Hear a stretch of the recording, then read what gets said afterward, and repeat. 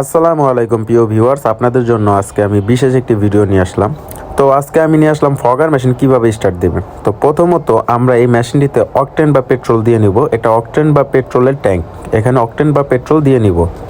অনেকে মেশিন তো কিনে ঠিকই, কিন্তু কোথায় অকটেন বা কোথায় পেট্রোল দিতে হবে সেটা জানে না, কোথায় মেডিসিন দিতে হবে জানে না। তো আমার এই ভিডিওটি দেখলে আপনারা আজকে বুঝতে পারবেন যে কোথায় অকটেন পেট্রোল ঢালবেন আর কোথায় মেডিসিন দিতে হবে। আমাদের অকটেন ঢালা হয়ে গেছে, তো আমরা এখানে অকটেন ঢেলে নিয়েছি। তো মুখটাকে ভালো করে টাইট দিতে হবে। মুখটা ভালো করে টাইট না দিলে হাওয়া লিক করলে তো ওই ক্ষেত্রে মেশিন স্টার্ট নেবে না। তো মুখটা ভালো করে টাইট দিয়ে নিতে হবে, যতটুকু টাইট হয় টাইট দিয়ে নিতে হবে ভালো করে।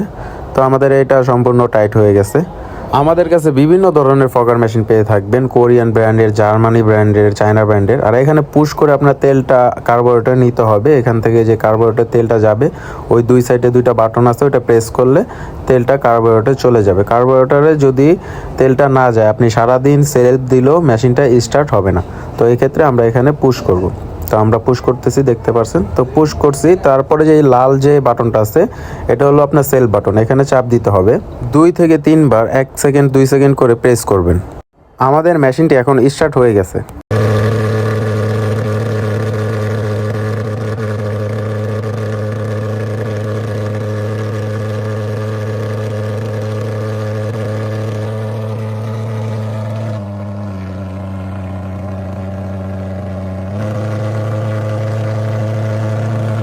মেশিনটি ক্রয় করতে অবশ্যই যোগাযোগ করবেন আমাদের সাথে, আর আমাদের ইউটিউব চ্যানেলটিকে সাবস্ক্রাইব করে দিবেন।